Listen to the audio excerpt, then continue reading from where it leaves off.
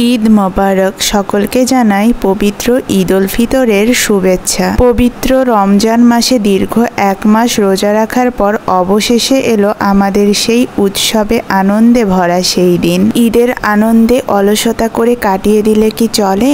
অন্যান্য দিন যতই অলসতা করি না কেন, ঈদের দিন সকাল সকাল আম্মু ঘুম থেকে তুলে দিবেই তো দিবে। নতুন জামা, নতুন গামছা, নতুন সাবান সবকিছু দিয়ে বলবে ফ্রেশ হয়ে নতুন জামা পরে বের হয়ে আসতে। তারপরে শুরু হবে অন্যান্য কাজ। ঈদে নাস্তা আইটেমের মধ্যে সব থেকে গুরুত্বপূর্ণ হলো চালের আটার রুটি, যেটা আমরা আগের দিন তৈরি করে রেখেছিলাম। এছাড়া ফিরনি, পুডিং সবকিছুই আগের দিন তৈরি করা। ছোটবেলায় যখন দাদু বাসায় ঈদ করতে যেতাম তখন দেখতাম ঈদের 2 দিন আগে থেকে চালের আটার রুটি বানানো শুরু হতো, শেষ হতো ঈদের আগের দিন। ঈদের দিন পর্যন্ত চালের আটার রুটি বানানো হতো, সেগুলো বিলি করা হতো আত্মীয় স্বজন, পাড়া প্রতিবেশীদের বাসায়। সময় এখন বদলেছে, সবাই এখন সবার জন্য যে যার বাসায় নাস্তা তৈরি করে। চালের আটার রুটি তৈরি করাটাও কিন্তু অনেক কষ্টসাধ্য। পুডিংটা আগের দিন তৈরি করে ফ্রিজে রেখে দিয়েছিলাম,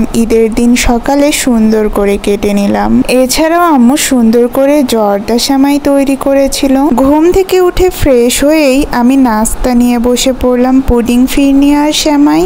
যদিও সবগুলো ছিল ডেজার্ট আইটেম, সকালে আমার এগুলো খেতেই বেশ ভালোই লেগেছে। অনেক দিন পর বেশ সকালবেলা নাস্তা করা। দীর্ঘ 1 মাস রোজা রাখার পর ঈদের দিন হঠাৎ করেই সকালবেলা খেতে কেমন যেন লাগে, মনে হয় হয়তোবা রোজা আছি। আসলে মানুষ অভ্যাসের দাস, তাই রুটিন চেঞ্জ হলেই আমাদের একটু অস্বস্তি হয়। আম্মুর রান্নাও এদিকে কমপ্লিট। আম্মু চালের আটার রুটির সাথে খাওয়ার জন্য নিহারি তৈরি করেছিল। এই আইটেমটা রুটি কিংবা পরোটার সাথে খেতে অনেক মজা লাগে। সকাল সকাল এমন একটা নাস্তা হলে আর কি লাগে। একটু পরপর খাওয়া দাওয়ার উপরেই আছি, আর এদিকে আম্মুর রান্না বান্না দেখছি আর আম্মুকে একটু হেল্প করার চেষ্টা করছি। যদিও আজকে আমি তেমন কিছুই করিনি, সবকিছুই আম্মুই করেছে। আমি শুধু তার পাশে পাশে থেকে একটু ভিডিও করেছি। ঈদের দিন সকালে আমি যে সুতির 3 পিসটা পরেছিলাম, এটা কিন্তু আমার বিজনেস পেজ গাউজিয়াস ভেঞ্চার থেকে নেয়া। আলহামদুলিল্লাহ ঈদ উপলক্ষে অনেকগুলো 3 পিস আমার সেল হয়েছে। ঈদের শপিং এ নিজের পেজ থেকে একটা ড্রেস কেনা হবে না তা কি হয়? ঈদের দিন সকালে পরার জন্য আমি এই ড্রেসটা নিয়ে নিয়েছিলাম। এছাড়াও আম্মুও কিন্তু একটা ড্রেস নিয়েছে, সেও সেটা সকালে পরেছে। এই তো নতুন ড্রেস পরে বাবার জন্য খাবার সার্ভ করছিলাম। দুপুরবেলা 4 জনই একসাথে খেতে বসেছি।